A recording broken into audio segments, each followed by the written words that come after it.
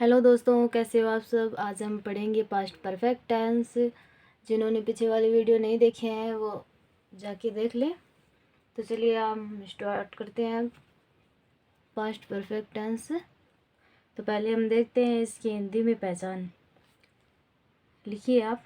ये वाक्य भूतकाल में किसी निश्चित समय तक कार्य की पूर्णता की सूचना देते हैं। भूतकाल में किसी निश्चित समय तक कार्य की पूर्णता की सूचना देते हैं। जैसे डॉक्टर के आने से पहले रोगी मर चुका था, या मैं 2021 तक 10th पास कर चुका था। यानी भूतकाल में किसी निश्चित समय में वह कार्य पूर्ण कर चुका था। अब हम देखते हैं पास्ट परफेक्ट टेंस में सबसे पहले अफर्मेटिव सेंटेंस, जिसका सूत्र है subject plus had plus verb की थर्ड फॉर्म प्लस ऑब्जेक्ट। इस टेंस में बिफोर, आफ्टर, व्हेन या ऑलरेडी शब्द आते हैं, ज़्यादातर इन्हीं का यूज़ होता है। और हैड हमेशा सहायी क्रिया होती है। यदि वाक्य में दो कार्य हो तो पहले पूर्ण हुए कार्य को पास्ट परफेक्ट में लिखें और दूसरे कार्य को सिंपल पास्ट में।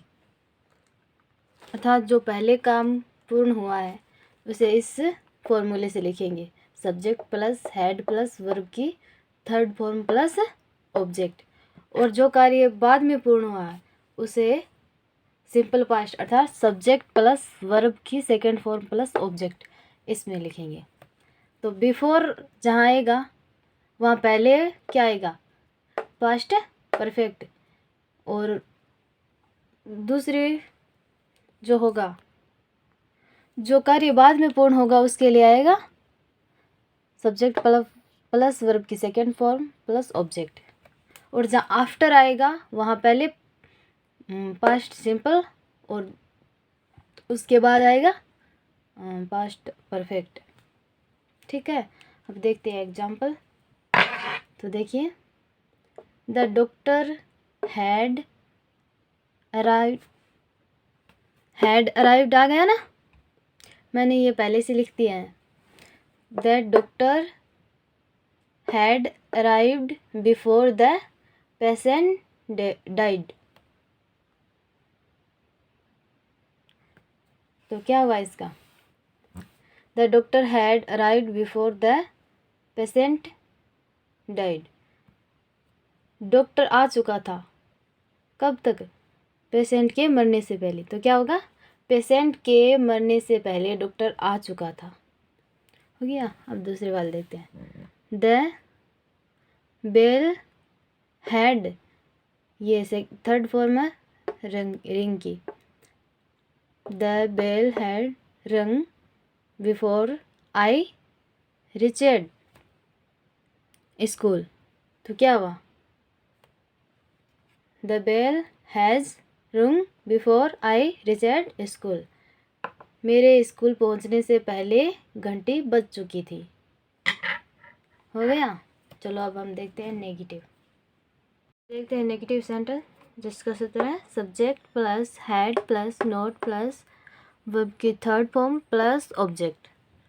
तो पहला सेंटेंस है she had not left school. She had not left school, उसने विद्यालय नहीं छोड़ा, है ना। सेकंड वाला है I had not gone there. Gone third form होगी ना गो की। I had not gone there, मैं वहाँ पे नहीं गया। थर्ड वाला है the doctor had not arrived before the patient died. Doctor नहीं पहुंचा कब तक, पेशेंट के मरने से पहले डॉक्टर नहीं पहुंचा। अभी हम देखते हैं इंटरोगेटिव सेंटेंस, जिसका सूत्र है had plus subject plus verb की third form plus object plus question mark. यहाँ पे चेंजिंग सिर्फ यही है कि सब्जेक्ट से पहले हेड आ गया, यानी पहले हेल्पिंग वर्ब आएगी, फिर आएगी, फिर आएगा ये सब्जेक्ट और लास्ट में क्वेश्चन मार्क लगेगा। तो पहला क्या है, पहले में had you completed homework, head पहले आएगा ना, फिर यू आ गया सब्जेक्ट, फिर कंप्लीटेड होमवर्क, ये वर्ब है ना, थर्ड फॉर्म है कंप्लीट की। फिर सेकंड वाला है हैड वी सुंग, यहाँ पे क्या है, सिंग की थर्ड फॉर्म आ गई है, सुंग हो गया, क्या हो गया, हैड वी सुंग, क्या हम गा चुके थे। चलो आगे करेंगे हम पास्ट परफेक्ट कंटिन्यू टेंस। अब देखते हैं पास्ट परफेक्ट कंटिन्यू टेंस, जिसकी हिंदी में पहचान क्या है। इनकी हिंदी में पहचान है, ये वाक्य उन कार्यों की सूचना देते हैं जो भूतकाल में किसी निश्चित समय आरंभ हुए थे। किसी निश्चित समय भूतकाल में जो आरंभ हुए थे वह भूतकाल में ही जारी रहे थे तथा भूतकाल में ही समाप्त हो गए थे। जैसे वह 1998 से शिक्षा ग्रहण कर रहा था। सेकंड है, जैसे हम 2 वर्ष से प्रशिक्षण ले रहे थे, है ना, भूतकाल में स्टार्ट हुआ, भूतकाल में जारी रहा और भूतकाल में ही खत्म हो गया। तो चलिए आगे देखते हैं। इसमें वर्ब के साथ आईएनजी लगेगा और जो सहायक क्रिया है वो हैड बीन रहेगी। एक बात और नोट कीजिएगा कि सिंस पॉइंट ऑफ टाइम के साथ यूज होगा। पॉइंट ऑफ टाइम मतलब निश्चित समय के लिए, और फॉर का प्रयोग होगा पीरियड ऑफ टाइम यानी समय अवधि के लिए। तो चलिए अब देखते हैं उदाहरण, एग्जाम्पल। सी वॉश क्लॉथ, क्या हो जाएगा, सब्जेक्ट हो गया सी, यहाँ पे क्या आएगा, हैड बीन प्लस वर्ब के साथ आईएनजी, तो क्या हो गया, she had been washing cloth, she had been washing cloth. आगे वाला है राम ड्राइव ए ट्रक, तो क्या होगा, राम हो गया सब्जेक्ट, हैड बीन आगे हेल्पिंग वर्ब और वर्ब के साथ आईएनजी लगाने पर हो गया driving a truck, Ram had been driving a truck. Okay, अब हम देखते हैं नेगेटिव सेंटेंस। ये है नेगेटिव सेंटेंस जिसका सूत्र है subject plus had plus not plus been plus verb के साथ आईएनजी प्लस ऑब्जेक्ट। तो पहला क्या होगा, यहाँ पे चेंजिंग सिर्फ क्या है, हेड और बीन के बीच में नोट आया है ना, और कोई चेंजिंग नहीं है, सेम ही है।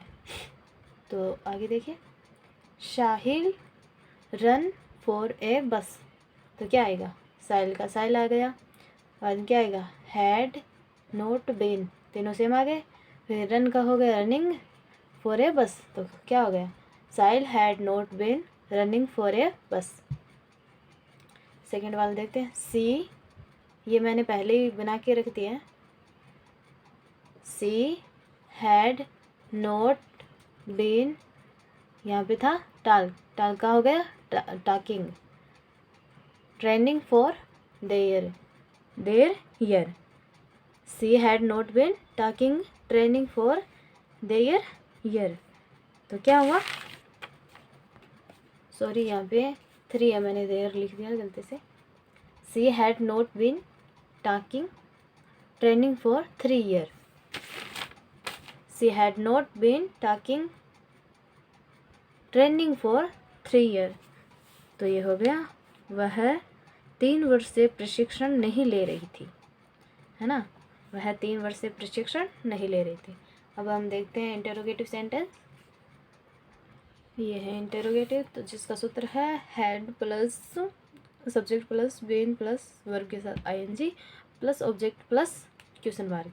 चेंजिंग यही है, इसमें भी हैड पहले आएगा, सब्जेक्ट बाद में आएगा और अंतिम में क्वेश्चन मार्क आएगा।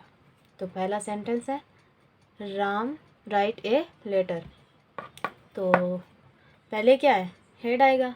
ये पहले सब्जेक्ट है तो पहले लिखिए हेड, सब्जेक्ट आ गया हेड राम, फिर क्या है, ये सब्जेक्ट हो गया, ये हेल्पिंग वर्ब हो गई, है ना।